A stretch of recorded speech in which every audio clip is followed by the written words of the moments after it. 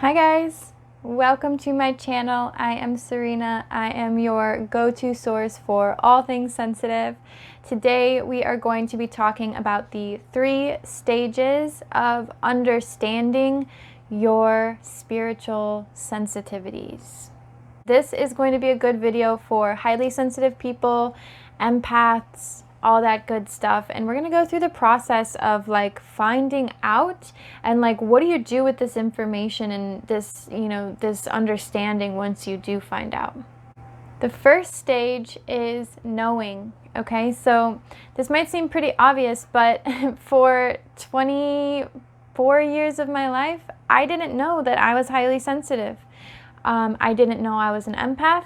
When I first learned this information, I had done a lot of work on myself prior to this point. I was in therapy with a Jungian psychologist from the time I was 17 till I think about the time I was 21, like on and off. And so I had done a lot of work on myself. I had looked at a lot of childhood traumas. I had done a lot of internal studying and understanding myself, but I tell you what, I still did not know that I was highly sensitive, and I still did not know I was an empath. And when I first found out these things, it was like a light went off, and I was like, oh my God, there's other people like that out there. And like, raise your hand if you had the same experience of just knowing that this is a thing. Is like, it like takes so much weight off your shoulders. And that's the first stage, is just knowing that that information is out there, that this thing exists. So for my highly sensitives, for my empaths, I even remember feeling this way actually when I found out I was demisexual. So we'll go into that very, very briefly just because it relates. But if you guys don't know what being demisexual is, basically it's the attraction to a partner through the forefront of emotional connection. So for me personally, like I found out I was demisexual again around the same time. It was actually a little bit after I knew I was highly sensitive and empathic. But like I never had crushes growing up. I never had like a celebrity crush. I was very kind of, I don't want to say like delayed in my like sexual activity and like my interest in like being in relationships and like boys and all of that kind of stuff. I'm going to do a whole separate video on empaths and demisexuality and highly sensitive people and demisexuality too. So look out for that one to come up because I think this one's going to be a really good one. But either way, so I always felt a little bit different when it came to like sex and how I viewed sex and what was attractive to me in a partner, because everyone always talks about, oh, you have this type, and like it's this person that, you're always attracted to, whether it's like their style or their hair color, their eye color, whatever it is. And I never really had that. So it was always strange to me. And like, I always felt like there was something wrong with me because of the fact that like, that wasn't what attracted me to people, right? So when I found out I was demisexual, I was like, oh my God. Like I had a breakdown. I was crying and I was like, I'm not broken. This is a thing. And so this is the feeling that many, many sensitives feel when they find out that their sensitivity doesn't mean that they're broken. It doesn't mean that they need to change, And so that is the major first step, is just knowing that that information is out there. The stage number 2 is accepting. So this is a really interesting stage because with these 3 stages that we're talking about today, there can be any number or any length of time separating these different stages. So it's not like they happen like, within a certain time frame. It's not like, oh, I'm going to know I'm an empath and then immediately accept it. Sometimes it is, and that can be the case for many people. Is like, it's a spontaneous, like almost awakening, like, oh my God, this is a thing and this is who I am. And now I make choices based on that,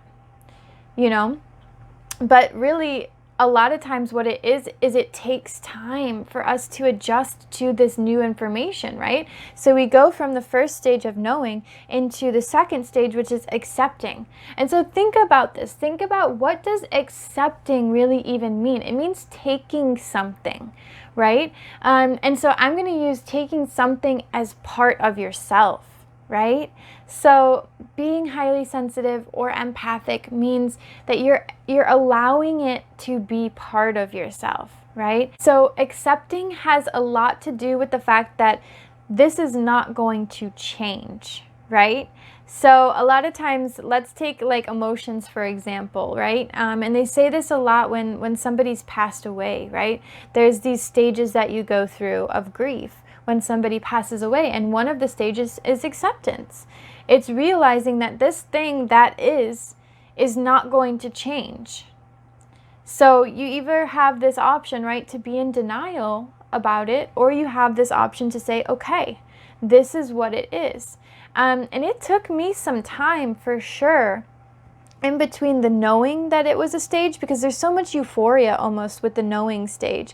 And then the accepting stage means that like things don't really get easier, and that's when we tend to have this issue, is because we find out like, oh my God, I'm not broken, but also I still have to deal with the same old shit that I have to deal with, right? And that's why accepting can be kind of hard, is because we understand that this exists, but taking it as part of ourselves means saying that, okay, this part of me is not going to change. And what also ends up happening a lot of times is the shadow work that comes with that is we actually end up starting to have to pull up these part of ourselves that we may have repressed before we even hit the knowing stage. So when we were growing up in childhood and somebody told us it's not okay to cry when something happens. And okay, so get this is crazy. I was gonna say it's not okay to cry when like a puppy dies.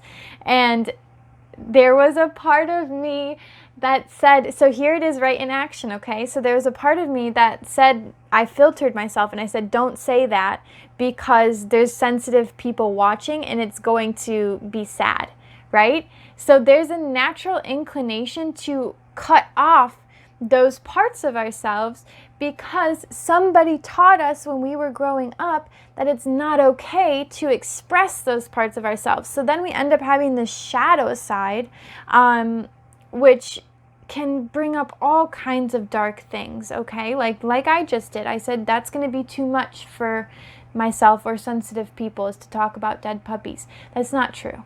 Right? That's not true. That's a programming. So thank you for helping me illuminate that literally right in this moment. It's crazy. And this is the process. We're always still pulling up old things that we had to cut off in order to survive, right? So stage 2, accepting, is really all about saying that this is a not changing part of myself. And stage number 3 is embracing. So this is the stage that everybody should be at. Of course, we're not all going to be there, okay? I say should because I want you all to love yourselves like the way that I love you. I want you all to feel that you are the amazing superheroes that you are. So that's why I say we all should be there. It's not because I don't think that 1 or 2 is valuable, because they absolutely are. And you can spend as much time in those stages as you need. And sometimes we go back and forth. When I in stage 2, when we were talking about the shadow work, sometimes you bring something up and you go back to that knowing stage. You say, this was part of being an empath that I never realized. And then you move into the acceptance. And then, it doesn't have to be linear that like you're only going to be in knowing, you're only going to be accepting, and then you're only going to be embracing. It's not like that. It's just always that we're moving through different parts of ourselves. But the embracing stage really has to do with what you create. So this is the really cool thing about the embracing stage, right? Because number 1 is knowing. It's like, okay, yes, that information exists. Amazing. Number 2 is accepting and saying, okay, that information exists and it's not changing and it's part of me. And so number 3 is really where we learn to bloom and blossom, because as taking this as part of ourselves and learning to love it, because part of loving or part of embracing is loving this part of yourself. And so when you embrace your sensitivity, what you start to create out in the world is completely different from the first two stages. So that's the really cool part, is we become almost like conscious creators in the third stage, because of the fact that we understand ourselves to a point where we can choose and we can make conscious choices to create a reality that supports us.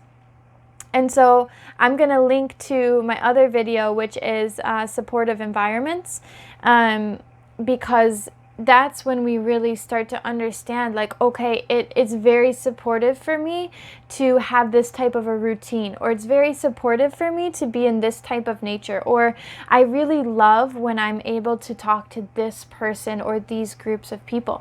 And so the amazing thing is you start to really like own your reality when you're in the embracing stage, and it becomes fun and it becomes creative, and you start to feel more empowered, like every single day when you are able to embrace that, like, this is me and I love this about myself, so I'm going to make conscious choices and conscious decisions in order to support myself in ways that feel good to me. And it eliminates a lot of like the extraneous what everybody else thinks. You know, you're able to say, like, okay, you're able to sit in your own center and say, okay, how can I best support and care for myself today or in this moment, even when conflict is happening, right? Like, this is super important when conflict is happening. Someone's coming at you and there's a problem, and for you to be able to sit and say, okay, I am highly sensitive, so I'm taking this more strongly and I'm feeling this more intensely than this person is. So what does that mean for me? How can I support myself? Okay, maybe that means I need to take a step back and I need to say, hi, this is how I'm feeling about what's going on right now. I understand it may not be how you are feeling about it, but here's what I need to do in order to support myself so that we can move through this process and come to a better understanding. And when you're able to really embrace who you are at that core level, it gives you the vulnerability, which truly is courage and power, to say, look, this is a part of myself and I'm not ashamed of it. I'm not ashamed of it. In fact, it helps me because it gives me the center and the clarity to feel all the little things that play into an entire situation. And that's why so many highly sensitive people are peacemakers, because they can really feel the dynamic nature of every single situation, of every single person. And it's just absolutely beautiful. So that's stage 3, embracing. And, you know, creating supportive environments and having supportive people in your life and being able to really, you know, just bloom into your core essence and like who you really are as a person, which is just incredible. Thank you guys so much for watching. I hope you enjoyed the video today. If you have any questions or comments, put them in the boxes below. Please subscribe, like, comment, all of that good stuff.